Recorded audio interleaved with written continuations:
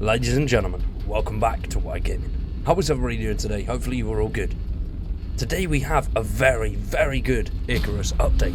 This is the week 28 update and it is Outposts number 1. Outposts are getting their first step in a big makeover with new configurable difficulty settings, a full map outpost and an outpost mission. I am buzzing for this. I absolutely love outposts. We did start a sort of little series on outposts quite a while ago, but now we actually have configurable outposts, an outpost mission and full maps. I think it's about time we carried that series on, where we can actually build, have a load of fun, and there's also a threat to us. Very excited for this one. This is going to be absolutely insane. So this week we start our process of refreshing outposts, starting with adding a new functionality and personalization, along with the entire Olympus map now being playable as a huge 64 square kilometers outpost. Configurability in outposts includes adjusting the difficulty, allowing you to customize your experience and suit your playstyle. With Olympus available as a full persistent map, you have an abundance of resources at your disposal. We're also excited to see how you take this new opportunity and create magic with it. Outposts were not something that we originally thought of providing, but early on, based on community feedback during the beta, great ideas developed and we wanted to pursue them. However, it has been hard to find the time for that, as there were foundational issues with the game that we wanted to change first. It is exciting for us to take our first look at what we can do in this area of the game, and we are even more excited by what we can build later on. Like with our performance and optimization patch a few weeks back, this is not the last for outpost ideas. While outposts are this update's focus, you will note in the changelog that our usual fixes and optimizations are flowing with each week as well. Which is good, right? Obviously outposts need their time in the sun, but bug fixes and stuff alongside that, I think that's smart, it's good. I mean, why not, right? There's a few little things that need fixing, a few things that need tweaking, but if they can fix outposts along the way and make them better for everyone, then that is just an all-round bonus. Now, the Olympus Outpost, this is a 64 square kilometer map that is persistent, playable outpost available to all players with this update. Previously, this wasn't possible due to the amount of data being saved and how this impacted performance. But recent updates and improvements to replication and performance have now allowed us to execute this confidently. But it is worth noting that performance will still be impacted at the extremes of data generated. In simple terms, building thousands of buildings or extensions to your base will eventually degrade performance.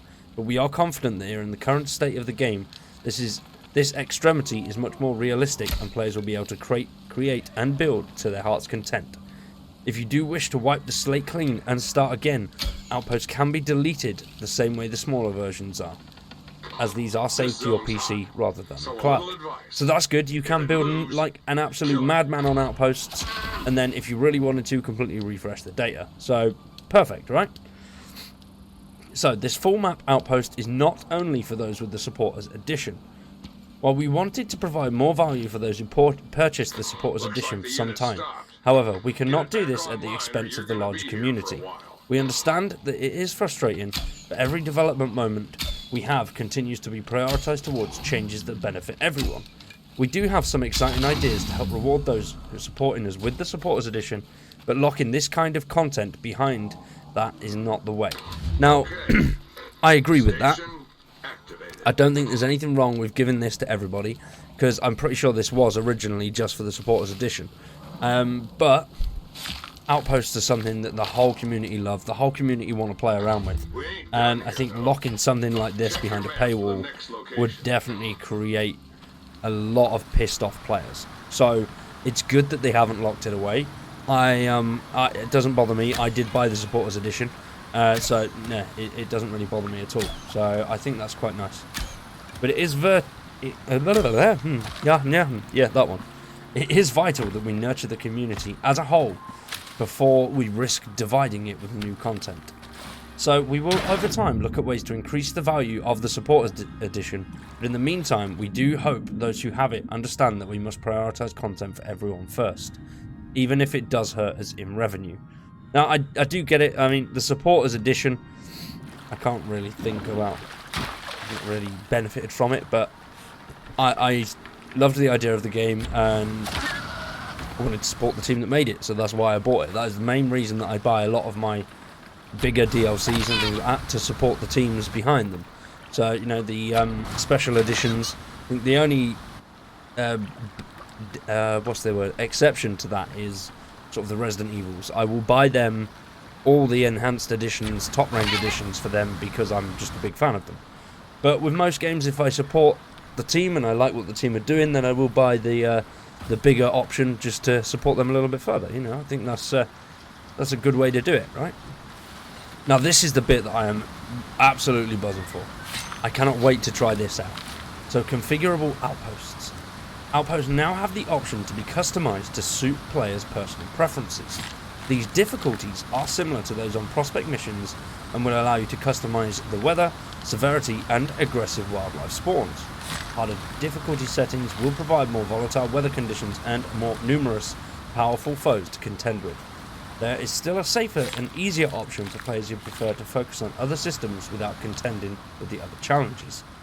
The extreme option will also disable visual maps and locators, similar to how it behaves in prospects.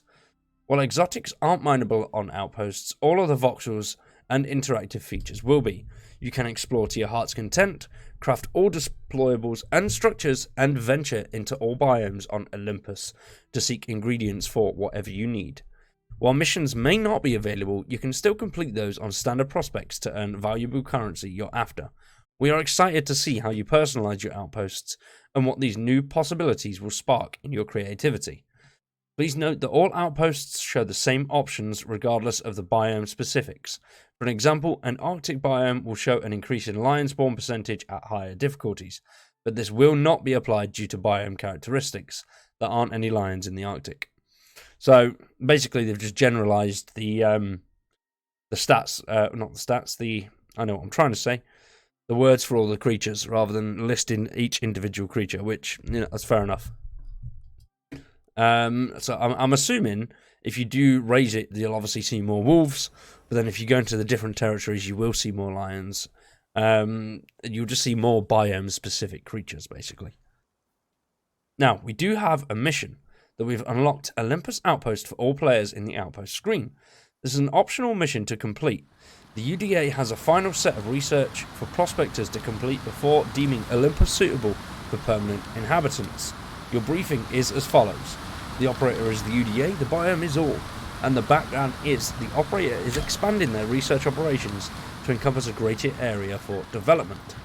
Our mission is to complete a survey of the area and gather data on remaining apex predators to determine the viability of a permanent base in this region. Flat fee, all resources and construction materials are responsibility of the contractor. Pretty cool, normal mission. Now, in other improvements, we have made major improvements this week which will have a large influence on the in-game experience, which we wanted to note.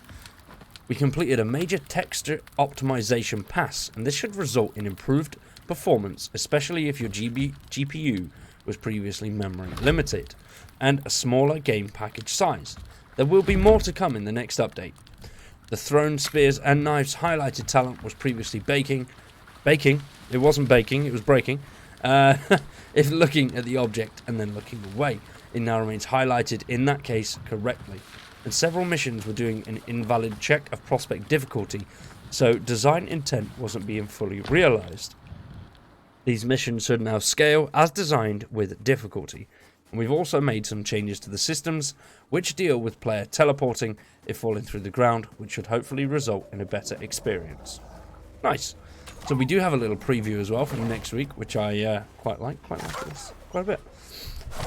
And they will be removing the return from prospects button, as it was only supposed to be a beta feature. And this has prevented us from really leaning into character attachments and loss we originally envisioned for Icarus. So the important things to know for that is the return from prospect button will be removed and another button will be added, the abandon prospect. When a new button is clicked, if the prospect has insurance, your character will be safely returned to the station with the loadout they took with them gone. If the prospect does not have insurance, your character will be abandoned along with their gear.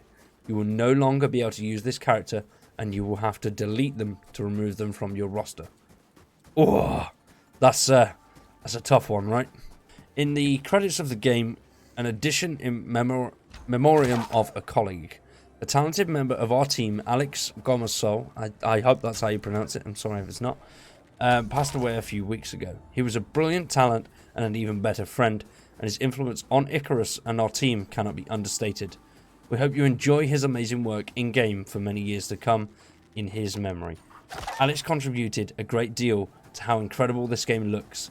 His passionate eye for bringing the best in our materials and shaders really helped us shape our terrains. Working with Alex on the Arctic snow was a real highlight, as he was passionate, as I was, about giving our Arctic biomes the feel of majesty that the cold biome brings. Having worked with Alex, we understand what a loss he is for us, and all our thoughts are with the family and friends that he leaves behind. So that's sad. Heart goes out to everybody, his friends, his family, and all the team there. But he's done amazing work. Absolutely amazing work. You know, and playing the game, like they've said, is a great way to honour that. So continue to play it, enjoy it, and love it. All you can do. Best thing to do. But for today, ladies and gentlemen, that is it. Obviously, you will have noticed that in the background we have seen a few of the new little outpost bits and bobs that we can check out. Hopefully you have enjoyed. I think if you do like the idea of us starting a new outpost series, please let me know in the comments. You want to see that? We'll get it done. I'm on it. But for now, subscribe to the channel, drop a like on the video, drop some comments down below. It really helps us grow. And if you want to support us a little bit further, consider checking out the members. For now, I've been Wired, you've been awesome. Thanks for watching, and we'll see you next week with some more Icarus.